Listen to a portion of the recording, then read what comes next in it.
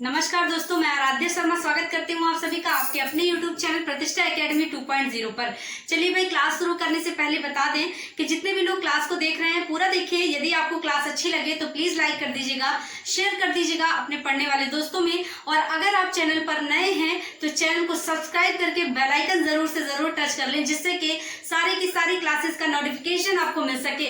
देखिए, यहाँ पर इस चैनल पर आपको पूरा बेसिक से इंडियन कॉन्स्टिट्यूशन, भारतीय संविधान और इंडियन हिस्ट्री, भारतीय इतिहास पूरा बेसिक से मिल रहा है आपको, और सीरीज वाइज मिल रहा है। बड़ी बात यह है कि सारा कुछ आपको सीरीज वाइज मिल रहा है। और मैथ्स की भी क्लासेस यहाँ पर चल रही हैं मिस्टर आशीष सर के द्वारा। तो अगर इतना सब कुछ चाहते हैं तो फटाफट से चैनल को सब्सक्राइब करके बेल आइकन टच कर लीजिए, ठीक है। चलिए भाई, शुरू करते हैं अपनी आज की क्लास को। देखिए, आज का हमारा जो टॉपिक है ये है नंद वंश। पिछले टर्म में हमने हर्यक वंश और शिशुनाग वंश को पढ़ा था, ठीक है। शिशुनाग वंश हम पढ़ चुके हैं। आज का टॉपिक है नंद वंश। देखते हैं भाई, नंद वंश के बारे में जानते हैं। देखिए, नंद वंश का संस्थापक महापद्म नंद था, ठीक है।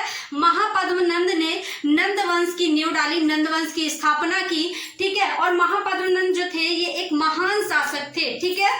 चलिए भाई, भारतीय इतिहास में पहली बार एक ऐसे वंश की स्थापना हुई जो कुलीन नहीं था, ठीक है। पहली बार भारतीय इतिहास में एक ऐसे वंश की स्थापना हुई जो कुलीन नहीं था, ठीक है। चलिए भाई, इसकी सीमा गंगा की सीमा को लांग गई। इतना विस्तार किया महापद्म नंद ने अपने साम्राज्य का कि इसकी सीमा गंगा की सीमा को लांग गई, ठीक है। देखिए, मैंने यहाँ पर लिखा है, महापद्म नंद ने निकटवर्ती सभी राज्यों को जीतकर एक विशाल साम्राज्य की स्थापना की। भाई, महापद्म नंद जो थे ना वो बहुत ही महान शासक थे, और उन्होंने अपने आसपास के निकटवर्ती, मतलब जो आसपास के लगभग निकट जो होते हैं सारे के सारे राज्य, निकटवर्ती जितने भी साम्राज्य थे उन्हें जीत करके एक विशाल साम्राज्य की स्थापना कर डाली, ठीक है।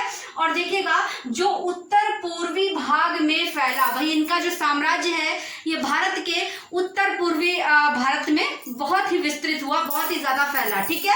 चलिए भाई, इसके बाद देखिए, महापद्म नंद ने केंद्रीय शासन व्यवस्था को लागू किया। मोस्ट इंपॉर्टेंट पॉइंट, महापद्म नंद ने केंद्रीय शासन व्यवस्था को लागू किया, और इसी कारण से इन्हें केंद्रीय शासन पद्धति का जनक कहा जाता है। किसे? महापद्म नंद को, ठीक है। तो महापद्म नंद एक तरीके से आप ऐसे भी कर सकते हैं कि बहुत ही महान थे, ठीक है।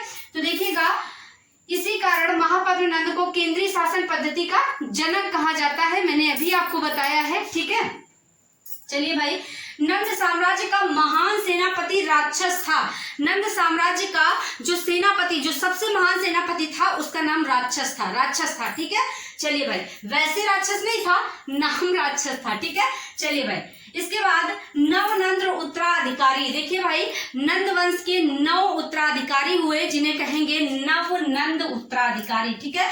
आप नवनंद का मतलब नहीं समझ पाएंगे, तो 9 उत्तराधिकारी हुए, मतलब कि इसके बाद 9 शासक हुए, नवनंद उत्तराधिकारी, राज्य उत्तराधिकारी कहेंगे, इनके ही नहीं, महापद्म नंद के ही नहीं, राज्य उत्तराधिकारी, ठीक है। चलिए भाई, तो ये कौन कौन से थे? देखिए, नंबर 1 उग्रसेन, नंबर 2 मैंने नंबरिंग भी डाली है, पंडुक, number 3 पांडुगति, number 4 Bhutpal, number 5 Rashtrapal, number 6 योगी विशारक, नंबर 7 दशा सिद्धक, ठीक है। और नंबर 8 कैवर्त, और नंबर 9 धनानंद। देखिए, ये जो धनानंद था ना, ये मैंने एंड में लिखा है, नंबर 9 मतलब लास्ट में धनानंद का नाम लिखा है। और ये जो धनानंद था ना, ये नंद साम्राज्य का अंतिम शासक था। देखिए, अगला पॉइंट है हमारा, नंद वंश का अंतिम शासक धनानंद था, ठीक है। धनानंद नंद वंश का अंतिम शासक था, याद रखिएगा। और इसी के टाइम पर, धनानंद के टाइम पर भारत पर अटैक किया था सिकंदर ने, ठीक है। सिकंदर ने भारत पर आक्रमण किसके शासनकाल में किया था? धनानंद के शासनकाल में किया था सिकंदर ने, ठीक है।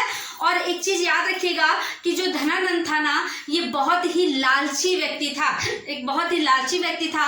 और इसने एक बहुत ही महान जो विद्वान एक व्यक्ति थे, जो ब्राह्मण थे, चाणक्य को इसने अपमानित किया था, बहुत ही ज्यादा अपमानित कर दिया था।